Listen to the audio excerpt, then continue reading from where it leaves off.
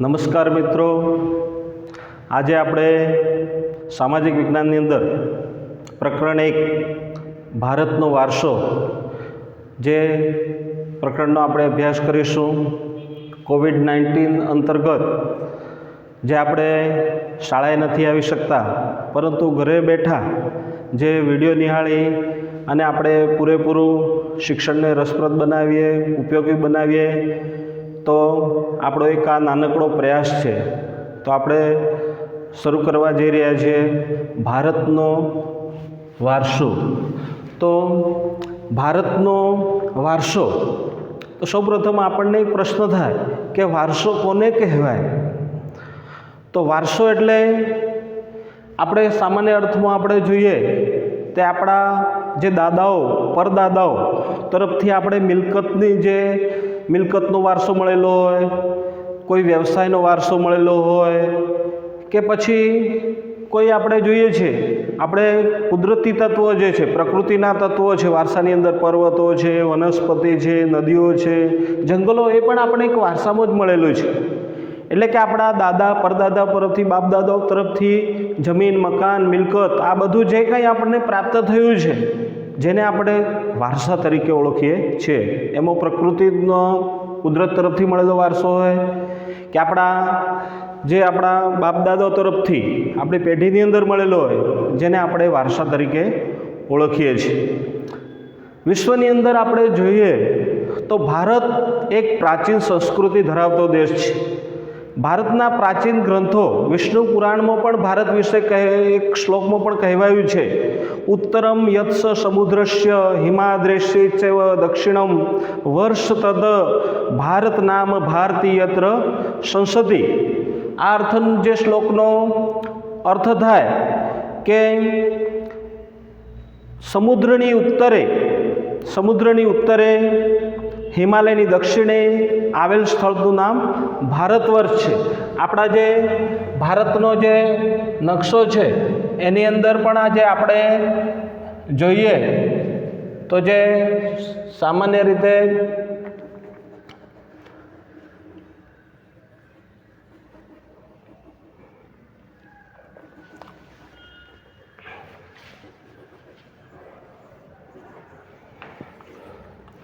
તો જે ભારત દેશનું જે સ્થાન આપણે જોઈએ વિશ્વની અંદર, તો આજે આ બાજુ આપણે જોઈએ છીએ તો બંગાળાની ખાડી,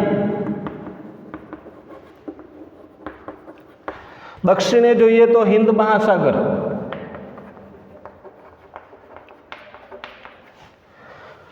પશ્ચિમે જોઈએ તો અરબ સાગર.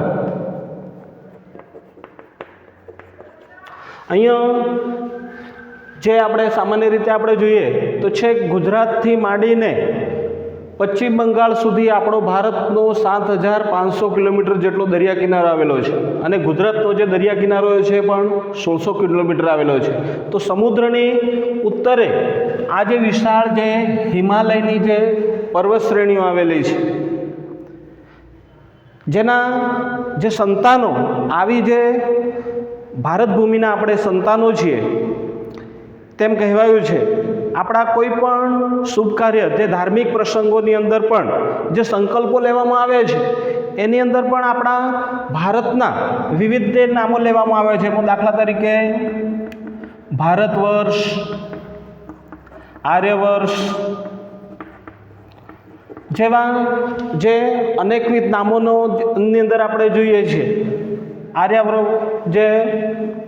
આર્યવર્ષ છે, આર્યાવર્ત, જંબુદ્વીપ,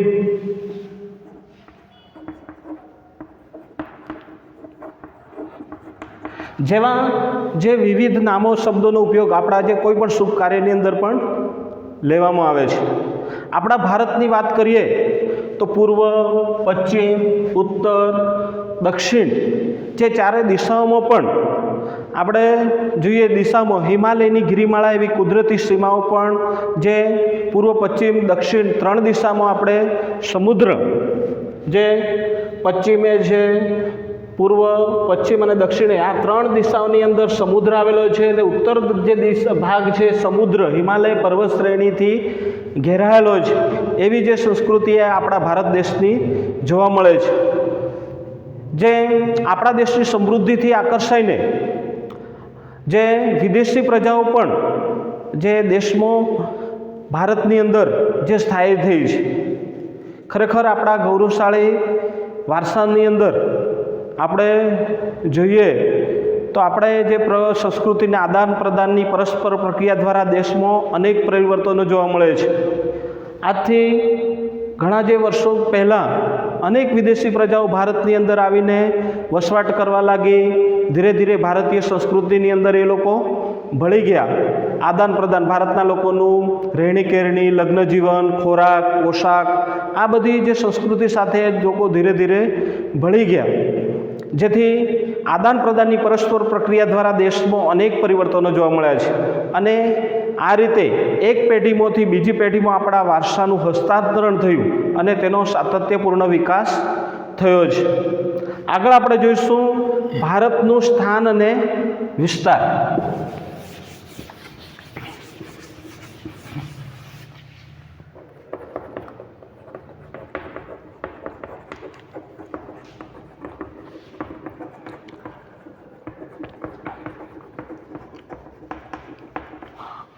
તો સમગ્ર વિશ્વ કક્ષાએ આપણે જોઈએ તો ભારતનું સ્થાન, કદ અને વિસ્તાર આપણે 9મા ધોરણમાં પણ અભ્યાસ કરી ગયા, ફરીથી આપણે રિપીટ કરીશું.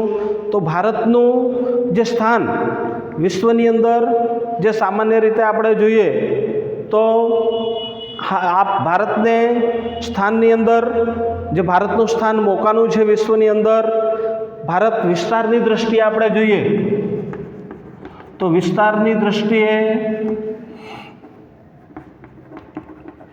વિશ્વમાં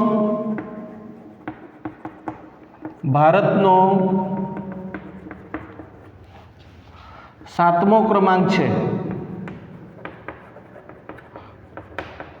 ભારતનો 7મો ક્રમાંક છે, એટલે કે વિસ્તારની અંદર ભારતનો 7મો ક્રમાંક છે. ભારતની થી 6 દેશો એવા વિસ્તારની અંદર જે મોટા દેશો છે એમાં આપણે જોઈએ તો રશિયા, કેનેડા, અમેરિકા, ચીન, બ્રાઝિલ, ઓસ્ટ્રેલિયા અને 7મો નંબર આપણો ભારતનો આવે છે. એવી જ રીતે વસ્તીની અંદર જોઈએ તો વસ્તીમાં ભારતનો બીજું સ્થાન ધરાવે છે. ભારત કરતાં ચીનની અંદર જે વસ્તી સૌથી વધારે છે, બીજો ક્રમ ભારતનો આવે છે. હાલમાં પણ વિસ્તારની દ્રષ્ટિએ વિશ્વમાં 7મા ક્રમે અને જનસંખ્યાની અંદર ચીન પછી ભારત દેશ સ્થાન ધરાવે છે. આગળ આપણે જોઈશું વૈવિધ્યસભર વારસો.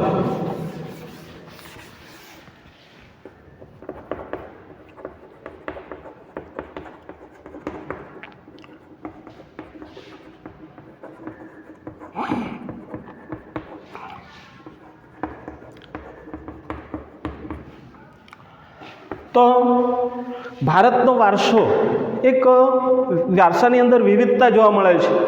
કારણ કે ભારતીય પ્રજા, વિદેશી પ્રજા ઘણી બધી ભારતની અંદર આવી, પરંતુ ભારતના જે લોકોના ખોરાક, પોશાક, ભાષા, પહેરવેશ આપણે જોઈએ છીએ દરેક પ્રદેશ પ્રમાણે બદલાઈ જાય છે, છતાં પણ વિદેશી પ્રજા ભારતની સંસ્કૃતિ સાથે ભળી ગઈ છે. આવો જે ભાતીગળ દરેક પ્રદેશની અંદર આપણે જોઈએ છીએ, દરેકનું ખોરાક અલગ, પહેરવેશ અલગ, બોલી અલગ, ભાષા અલગ, લોકોનું જે ધાર્મિક તહેવારો, ઉત્સવ બધું અલગ જોવા મળે છે. છતાં પણ જે ભારતની વૈવિધ્યસભર ભાતીગળ વારસાની અંદર વિદેશી પ્રજા પણ જાણે ભારત દેશની જ વતની હોય એ રીતે ભળી ગઈ છે. એ આપણે શું બતાવે છે? આપણો ભારતનો વૈવિધ્યસભર વારસો બતાવે છે. ભારતની જે પ્રજા છે બિલકુલ શાંતિપ્રિય, વ્યાપારી, જે આવો વસો, જીવો ને જીવા દો એવું મંત્ર ભારતીય પ્રજાની અંદર જોવા મળે છે. તો આપણા ભારતના વૈવિધ્યસભર વારસાની અંદર જે પહેલું આપણે જોઈએ તો ભારત ભૂમિએ આપણને અને વિશ્વને સમૃદ્ધ અને વૈવિધ્યસભર વારસો આપ્યો છે. પરીક્ષામાં પણ પ્રશ્ન પૂછાય કે ભારતના વૈવિધ્યસભર વારસા વિશે વર્ણન કરો. તો આપણે એક પછી એક પોઈન્ટ રજૂ કરી શકીએ કે પહેલો પોઈન્ટ છે ભારત ભૂમિએ આપણને અને વિશ્વને સમૃદ્ધ અને વૈવિધ્યસભર વારસો આપ્યો છે. આપણા વારસાની અંદર જંગલો છે, જમીન છે, પર્વતો છે, નદીઓ છે, સમુદ્ર, અનેક વારસો આપણને વારસાની અંદર આપણી ભારત ભૂમિએ આપણને વૈવિધ્યસભર વારસો આપ્યો છે. બીજો પોઈન્ટ, ભારતીય સંસ્કૃતિ શાંતિપ્રિય અને વેપારી રહી છે. ભારતની સંસ્કૃતિ જે કેવી છે, જે શાંતિપ્રિય પ્રજા અને વેપારી પ્રજા છે. ત્રીજો છે, ભારતની સંસ્કૃતિમાંથી સચ્ચિંત અને આનંદની અનુભૂતિનો અનુભવ થાય છે. ભારતની સંસ્કૃતિ જે કેવી છે, સચ્ચિત અને આનંદની અનુભૂતિનો જે અનુભવ જો થતો હોય તો ભારતીય સંસ્કૃતિમાં થાય છે. મનથી, હૃદયથી, આનંદથી બીજાને કઈ રીતે આનંદ મળે એ ભારતીય સંસ્કૃતિમાં જોવા મળે છે. આગળના પોઈન્ટની આપણે જોઈએ તો જે ભારતીય સંસ્કૃતિ અહીં આવીને વસેલી ભિન્ન ભિન્ન સંસ્કૃતિ સાથેના આદાન પ્રદાન થકી ભારતીય સંસ્કૃતિ સમૃદ્ધ બની છે. ભારતની અંદર અહીં સત્ય અને અહિંસા, શાંતિના મૂલ્યોની આજે વિશ્વભરમાં પ્રશંસા અને સ્વીકાર થયો છે. આપણે જોઈએ છીએ ભારતની અંદર સત્ય અને અહિંસાના માર્ગે જે મહાત્મા ગાંધીજીએ કોઈ પણ શસ્ત્ર વગર જે અંગ્રેજોને ભારતમાંથી હાંકી કાઢ્યા હતા, એ ગાંધીજી જોડે કયું શસ્ત્ર હતું કે સત્યને અહિંસાના માર્ગે કોઈને હિંસા થયા વગર જે અંગ્રેજોને જે ભારતમાંથી હાંકી કાઢ્યા, એનાથી વિશેષ ક્રાંતિકારી શું હોઈ શકે? તો જે આપણા દેશની અંદર મહાપુરુષો ગાંધીજીથી માંડીને સ્વામી વિવેકાનંદ, દયાનંદ સરસ્વતી, અનેક જેવા જે આપણા મહાનુભાવોએ આપણા દેશને જે મૂલ્યો આપ્યા છે. સિંધુ ખીણથી સંસ્કૃતિથી શરૂ કરીને લોકોથી શરૂ કરીને આજ દિવસ સુધી લોકોએ ભારતને પોતાની આવડત, બુદ્ધિશક્તિ અને કલા કૌશલ્ય દ્વારા જે સમૃદ્ધ બનાવ્યું છે. સિંધુ ખીણની સંસ્કૃતિ શરૂ કરીને આજ સુધી પ્રાચીન સમયથી આપણી જે સિંધુ ખીણની સંસ્કૃતિથી માંડીને આપણે જોઈએ તો આપણા જે કલા કારીગરો છે, જે સંતો છે, વિદુષીઓ છે, તેમણે એમની વિપુલ જે શક્તિનો ઉપયોગ કરીને ભારતને હંમેશા સમૃદ્ધ વારસો આપ્યો છે. આગળનો પોઈન્ટ આપણે જોઈએ તો ભારતના ભવ્ય વારસાના નિર્માણ અને ઘડતર માટે અનેક લોકોએ, જેમ કે સામાન્ય રીતે ઋષિમુનિઓ, સંતો, વિદુષીઓ, વિદ્વાનો, ચિંતકો, કારીગરો, વૈજ્ઞાનિકો, સંશોધકો, સાહિત્યકારો, શિક્ષણશાસ્ત્રીઓ, રાજનીતિજ્ઞો, ઇતિહાસકારો, સમાજ સુધારકો વગેરેનો ફાળો ખૂબ જ અનન્ય જોવા મળે છે. એટલે જ આપણી ભારતીય ભૂમિ જે સમૃદ્ધ બની છે, અનેક આવા મહાપુરુષોનો ભારતની અંદર ફાળો જોવા મળે છે. તેમના ધર્મ, શાસન શૈલી, ભારત, ભાષા, કલા, ચિત્ર બોલી, પહેરવેશ અને રીત રિવાજો વગેરે પણ ભારતને મળ્યા છે. આ રીતે ભારતમાં ભાતીગળ સંસ્કૃતિનું નિર્માણ થયું છે. પરીક્ષામાં પ્રશ્ન પૂછાય તો આપણે લખી શકીએ ભારતના વૈવિધ્યસભર વારસામાં આ બધી બાબતોનો જે સમાવેશ થાય છે. આગળ આપણે જોઈશું ટોપિક છે સંસ્કૃતિનો અર્થ.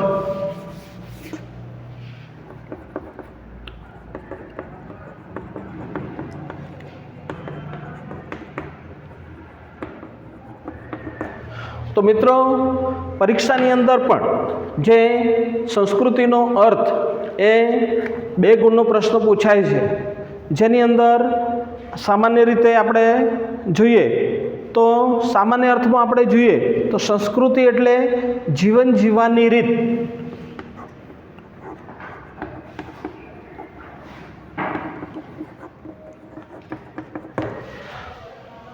संस्कृति એટલે જીવન જીવવાની રીત. દેશ કે સમાજમાં કાળક્રમે બદલાતા સંજોગો અનુસાર જે જનજીવનમાં આવતા પરિવર્તનો, સુધારા, સામાજિક નીતિ, રીતિ ઇત્યાદિ વડે ભિન્ન ભિન્ન સમાજની સંસ્કૃતિ બને છે. એટલે કે સામાન્ય રીતે આપણે જોઈએ તો ભારતીય જે સમાજની અંદર આપણે જોઈએ તો ટેવો, મૂલ્યો, એ સિવાય આપણે જોઈએ તો આચાર વિચાર,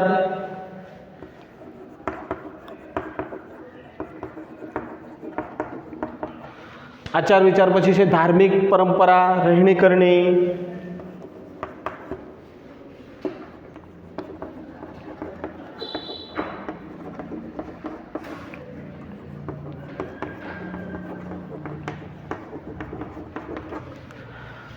તો જે ભારતીય સંસ્કૃતિની અંદર જે મૂલ્યો છે જે આપણા જીવનને ગુણવત્તાવાળું બનાવે છે, મૂલ્યોની અંદર આપણે જોઈએ તો કોઈને મદદરૂપ થવાની ભાવના એ ભારતીય સંસ્કૃતિની અંદર મૂલ્યોની અંદર જોવા મળે છે. આચાર વિચારની વાત કરીએ તો આપણે બીજા પ્રત્યે કેવું વિચારીએ છીએ, બીજી વ્યક્તિ આપણા પ્રત્યે કેવું વિચારે છે, જે આચાર વિચારની અંદર જોવા મળે છે. ધાર્મિક પરંપરાની અંદર જોઈએ તો ભારત દેશ પ્રાચીન સમયથી જે પ્રકૃતિ પૂજાની અંદર આપણે જોઈએ, પર્વતો, નદીઓ, વૃક્ષો, વનસ્પતિને, એક પ્રકૃતિના તત્વોને દેવી દેવતા સમાન જે પૂજનીય છે.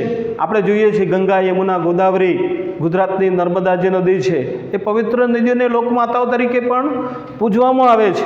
એવી જ રીતે આપણા પર્વતો, ગુજરાતના ગિરનાર હોય, શત્રુંજય હોય, હિમાલય પર્વત હોય, એમને પણ આપણે જે દેવતાઓ સ્વરૂપે આપણે પૂજનીય છે. એવી જ રીતે આપણા મૂળ ભારતની અંદર ધાર્મિક પરંપરામાં પ્રકૃતિ પૂજા, મૂર્તિ પૂજા, વિવિધ દેવી દેવતાઓની પણ પૂજા અર્ચના પણ કરવામાં આવે છે. રહેણી કરણીની જે આપણે વાત કરીએ તો આપણા રીત રિવાજો જે આપણે 24 કલાક કઈ રીતે આપણે રહીએ છીએ એ આપણી શું બતાવે છે? રહેણી કરણી જોવા મળે છે. તો ભારતીય સંસ્કૃતિની અંદર આપણે જોઈએ તો ભારતીય સંસ્કૃતિની અંદર ટેવો, મૂલ્યો, આચાર વિચાર, ધાર્મિક પરંપરા, રહેણી કરણી જે ભારતની સમાજની અંદર જોવા મળે છે, જેની અંદર બીજો અર્થ આપણે જોઈએ તો સંસ્કૃતિ એટલે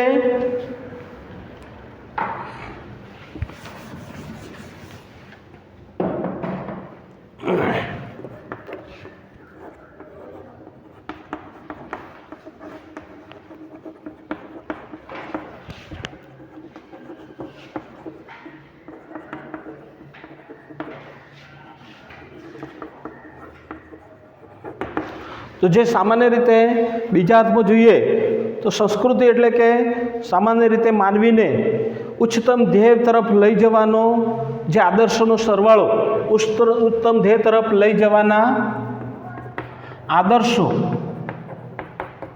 આદર્શો મૂલ્યોનો સરવાળો, જેને પણ આપણે સંસ્કૃતિ તરીકે ઓળખીએ છીએ. જીવનને ઉચ્ચતમ ધ્યેય તરફ લઈ જવાના આદર્શોના મૂલ્યોનો સરવાળો, તેને પણ આપણે જે સંસ્કૃતિ તરીકે ઓળખીએ છીએ.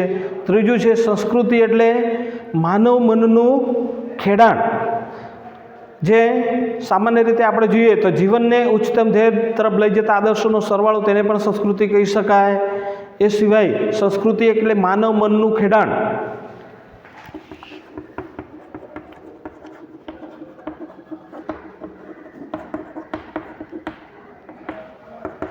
ત્રણ રીતે પણ આપણે જે સંસ્કૃતિનો અર્થ આપણે આપીએ છીએ.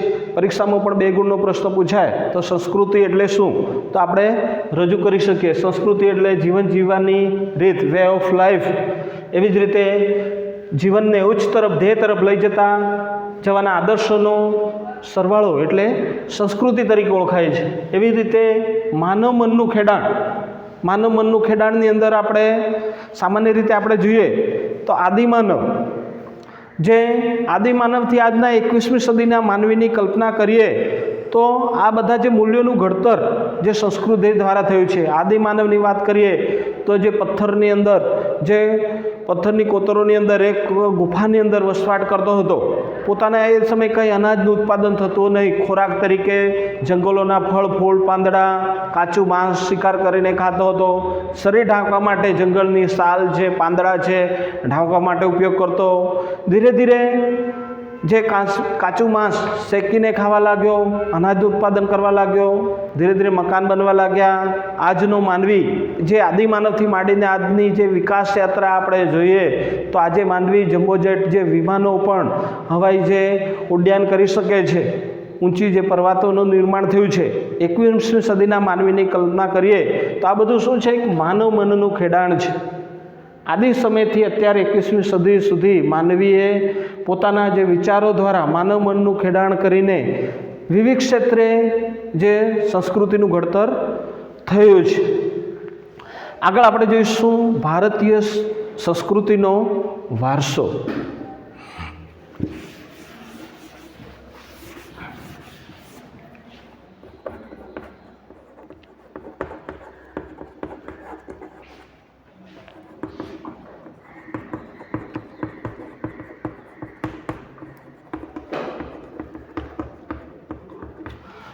તો જે વારસો એટલે કે વારસો સામાન્ય રીતે આપણે જોઈ ગયા કે વારસો એ આપણા પૂર્વજો તરફથી મળેલી એક આપણને અમૂલ્ય ભેટ છે.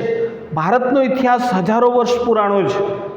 શાળાકીય અભ્યાસમાં લેવાતી આપણે દૈનિક પ્રતિજ્ઞામાં પણ જે આપણે બોલીએ છીએ કે ભારત મારો દેશ છે, બધા ભારતીયો મારા ભાઈ બહેન છે, હું મારા દેશને ચાહું છું અને તેના સમૃદ્ધ અને વૈવિધ્યપૂર્ણ વારસાનો મને ગર્વ છે, એમ આપણે કહીએ છીએ. તો એ પણ શું બતાવે છે કે આપણા સમૃદ્ધ વારસાની જે બાબત બતાવે છે. એટલે ભારતનું સમગ્ર વિશ્વને પૂર્ણ માનવ જીવનના રહસ્યનું પ્રદાન એમ કહી શકાય છે.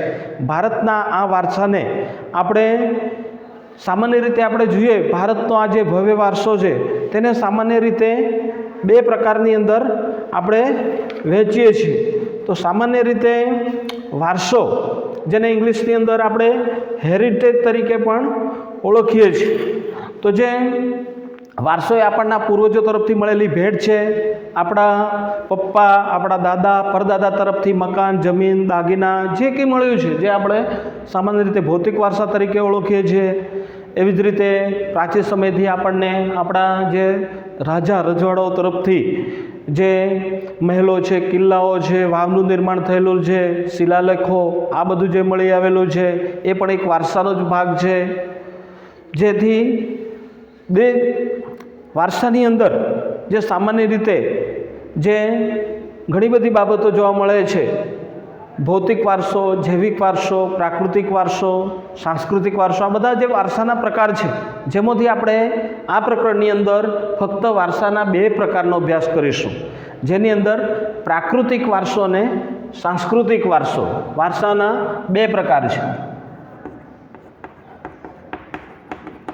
પ્રાકૃતિક વારસો અને બીજો છે સાંસ્કૃતિક વારસો.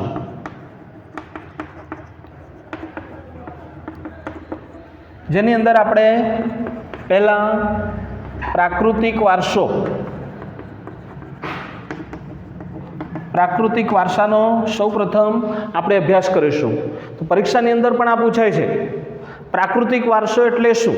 પ્રાકૃતિક વારસાની અંદર કઈ કઈ બાબતોનો સમાવેશ થાય છે? બે ગુણની અંદર આ પ્રશ્ન પણ પૂછાઈ શકે છે, એટલે ખૂબ જ ઇમ્પોર્ટન્ટ છે.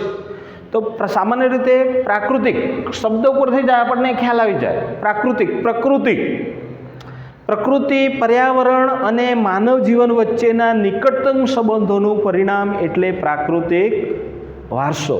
સામાન્ય રીતે પ્રાકૃતિક વારસાની આપણે વ્યાખ્યા જોઈએ તો પ્રકૃતિ, પર્યાવરણ અને માનવ જીવન વચ્ચેના નિકટતમ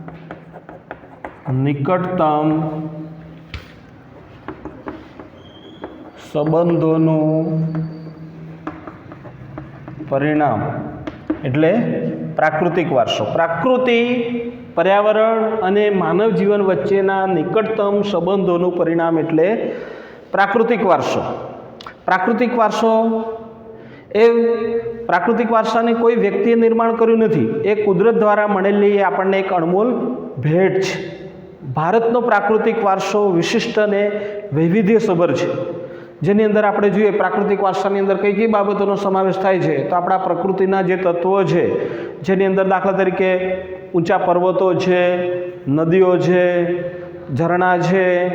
એવી જ રીતે આપણે જોઈએ સાગરો, લાંબા આપણા દરિયા કિનારા, ભારતનો વિશાળ જે દરિયા કિનારો, ગુજરાતનો વિશાળ દરિયા કિનારો, વિશાળ જે ફળદ્રુપ કાપના આપણા જે મેદાનો છે, ખીણ પ્રદેશ છે, રણ, આ બધાનો જે સમાવેશ પ્રાકૃતિક વારસાની અંદર થાય છે. એ સિવાય પણ આપણે જોઈએ તો વૃક્ષો છે, વનસ્પતિ છે, જીવજંતુઓ, ઋતુઓ, પશુ પક્ષી, પ્રાણીઓ અને વૈવિધ્યપૂર્ણ ભૂમિદ્રશ્યો, વિવિધ પ્રકારના ખડકો, ખનિજોનો સમાવેશ પણ જે પ્રાકૃતિક વારસાની અંદર થાય છે. આપણે સૌ પ્રકૃતિના સંતાન છીએ એમ કહીએ તો પણ ચાલે. પ્રકૃતિ એ આપણી આહાર, આપણો ખોરાક પણ પ્રકૃતિ આપે છે, પાણી પણ પ્રકૃતિ આપે છે, આપણને શુદ્ધ વાયુ, ઓક્સિજન પણ કોણ આપે છે? પ્રકૃતિ. તેમજ નિવાસ જેવી લગભગ બધી જ આવશ્યકતા માટે સુંદર વ્યવસ્થા પ્રકૃતિએ આપણને કરી આપી છે. તેથી આપણે પ્રકૃતિની જાળવણી પણ આપણે એટલી કરવી જોઈએ. કારણ તો જ આપણે પ્રકૃતિને આપણે સાચવશું તો પ્રકૃતિ આપણને સાચવશે. અત્યારે આપણે જોઈએ છીએ ગ્લોબલ વોર્મિંગ, દિવસે દિવસે વૈશ્વિક તાપ વૃદ્ધિનું પ્રમાણ વધતું જાય છે. એનું મુખ્ય કારણ શું છે? પ્રકૃતિની યોગ્ય જાળવણી થઈ નથી. પ્રકૃતિની અંદર કંઈક વિક્ષેપ થયો છે, જેના કારણે દિવસે દિવસે ટેમ્પરેચર, ગ્લોબલ વોર્મિંગ, આજે અસરો આપણને જોવા મળે છે. પ્રકૃતિ સાથેનો પ્રાચીન સમયથી પ્રકૃતિ સાથેનો જે વ્યવહાર છે આપણો, જે ખૂબ જ આદર્શ જોવા મળ્યો છે. આપણા બાપદાદાઓ તરફથી પણ પ્રકૃતિને એક પૂજનીય ગણે છે. વ્યવહાર આદર્શ હતો. જે પ્રકૃતિ સાથેનો આપણો વ્યવહાર શ્રદ્ધાપૂર્વક હોવાના ઉદાહરણો આપણી પંચતંત્રની વાર્તાઓમાં પણ જોવા મળે છે. પંચતંત્રની જે વાર્તાઓની અંદર આપણે સામાન્ય રીતે જોઈએ તો જેની અંદર અલગ અલગ જે પ્રાણીઓમાંથી પણ જે આપણને વિવિધ પ્રાણીઓ સાથેના સંબંધો પણ જે પંચતંત્રની અંદર વાર્તાની અંદર દર્શાવે છે. એવી જ રીતે સામાન્ય રીતે આપણે જોઈએ તો આપણી બૌદ્ધ ધર્મની જાતક કથાઓમાં પણ જોવા મળે છે. બૌદ્ધ ધર્મની અંદર જે જાતક કથાઓની અંદર પણ ભગવાન બુદ્ધના જીવનને વણી રજૂ કરવામાં આવ્યું છે. એ પણ જે આપણા વારસાની અંદર જોવા મળે છે. આપણું લોકસંગીત, શાસ્ત્રીય સંગીતમાં પણ ઋતુઓ, પ્રકૃતિ સાથેનો આપણો સંબંધ કેવો છે તે જોવા મળે છે. આપણા જે અલગ અલગ ઋતુઓ પ્રમાણે ગીતો પણ અલગ અલગ જોવા મળે. આપણા તહેવારો આપણે જોઈએ તો સામાન્ય રીતે શ્રાવણ મહિનાથી શરૂઆતથી શરૂ થાય તો છેક ફાગણ, હોળી સુધી અલગ અલગ જે દર મહિને ઋતુ બદલાય એ રીતે આપણા ઉત્સવો, તહેવારો પણ આપણાની અંદર જોવા મળે છે. જે અલગ અલગ જે આપણા તહેવારો, કવિતાઓ, ચિત્રોમાં પણ પ્રકૃતિનું જે વર્ણન જોવા મળે છે. ઋતુચક્રનું નિરૂપણ જોવા મળે છે. આપણી જે વિવિધ ચિકિત્સા પદ્ધતિ પણ પ્રકૃતિ આધારિત છે. જેની અંદર આપણે જોઈએ દાખલા તરીકે નેચરોપેથી, આયુર્વેદિક, એના ઉપચાર પણ જે પ્રકૃતિની અલગ અલગ વનસ્પતિનો ઉપયોગ કરીને કરવામાં આવે છે. યુનાની જેવી ચિકિત્સા પદ્ધતિ, આ બધી ચિકિત્સા પદ્ધતિઓ પણ પ્રકૃતિ પર આધારિત છે. આગળ આપણે હવે ભારતીય પ્રાકૃતિક વારસા વિશે આપણે જોઈ ગયા. પરીક્ષામાં પ્રશ્ન પૂછાય છે, પ્રાકૃતિક વારસો એટલે શું? પ્રાકૃતિક વારસામાં કઈ કઈ બાબતોનો સમાવેશ થાય છે? તો ફરીથી એક વખત આપણે રિપીટ કરી લઈએ તો પ્રાકૃતિક વારસો એટલે પ્રકૃતિ, પર્યાવરણ અને માનવ જીવન વચ્ચેના નિકટતમ સંબંધોનું પરિણામ એટલે પ્રાકૃતિક વારસો. આ વારસાની અંદર કઈ કઈ બાબતોનો સમાવેશ થાય? તો મિત્રો, આપણે ચોક્કસ કહી શકીએ પ્રકૃતિના તરફ આપણે નજરે આપણી આંખોથી નિહાળી શકીએ છીએ. આપણે આજુબાજુનું વાતાવરણ, જેની અંદર પર્વતો છે, નદીઓ છે, ખીણો છે, જંગલો છે, પશુ પક્ષીઓ છે, પ્રાણીઓ છે, ફળદ્રુપ મેદાનો છે, દરિયા કિનારો, ઝરણા, આ બધી પ્રકૃતિના તત્વોનો સમાવેશ જે પ્રાકૃતિક વારસાની અંદર થાય છે. પરીક્ષાની અંદર બીજા આપણા જે પ્રાકૃતિક વારસાના જે કેટલાક 4 અંગો છે એનો પણ પ્રશ્ન પૂછાય છે. પ્રાકૃતિક વારસાના અંગ તરીકે ભૂમિ દ્રશ્યો વિશે સમજાવો, અથવા પ્રાકૃતિક વારસાના અંગ તરીકે નદીઓ વિશે સમજાવો, પ્રાકૃતિક વારસાના અંગ તરીકે વનસ્પતિ જીવન વિશે સમજાવો, અથવા પ્રાકૃતિક વારસાના અંગ તરીકે વન્ય જીવન વિશે સમજાવો. એ પણ પરીક્ષામાં અલગ અલગ જે 2 ગુણના પૂછાય છે. તો આપણે પ્રાકૃતિક વારસાના આ 4 અંગોનો એક પછી એક આપણે અભ્યાસ કરીશું.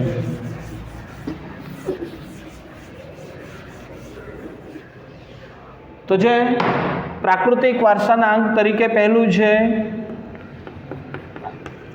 ભૂમિ દ્રશ્યો.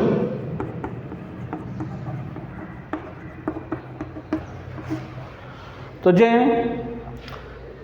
પ્રાકૃતિક વારસાના અંગ તરીકે આપણે પહેલું છે ભૂમિ દ્રશ્યો. તો આપણે જે ભૂમિ આકારો દ્વારા અનેક ભૂમિ દ્રશ્યોનું સર્જન જોવા મળે છે. આપણે પૃથ્વી પર આપણે જોઈએ તો ભૂમિના આકાર દ્વારા અનેક ભૂમિ દ્રશ્યો આપણને જોવા મળે છે. દાખલા તરીકે આપણે જોઈએ હિમાલય પર્વત પણ એક ભૂમિ આકાર જ છે.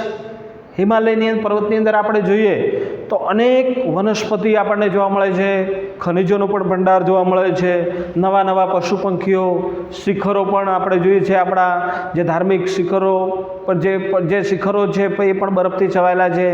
તેનાથી આપણી મોટી નદીઓ બારે માસ ભરપૂર પાણીથી સમૃદ્ધ છે. હિમાલય પર્વતમાંથી જે નીકળતી જે નદીઓ છે, એમ કહેવાય છે કે હિમાલયની જે નદીઓની અંદર વર્ષમાં 2 વાર પૂર આવે છે. એક વખત ચોમાસામાં વરસાદને કારણે અને બીજું ઉનાળાની અંદર બરફ પીગળવાને કારણે પણ આ નદીઓની અંદર પૂર આવે છે. તો આ નદીઓ બારે માસ છે, બારે માસ એનું વહેણ વહે છે. હિમાલય પર્વતની આપણા ભૂમિદ્રષ્ટિની વાત કરીએ તો તેમાં તરાઈના જંગલો એ સિવાય પણ ત્યાં આવેલા છે.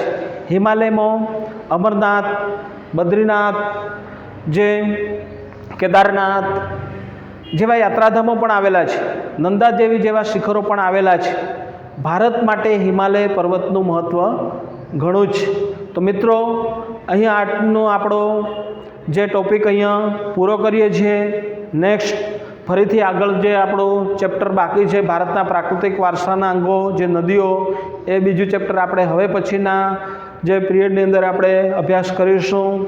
આટલું કહી જે આ પૂર્ણ કરું છું.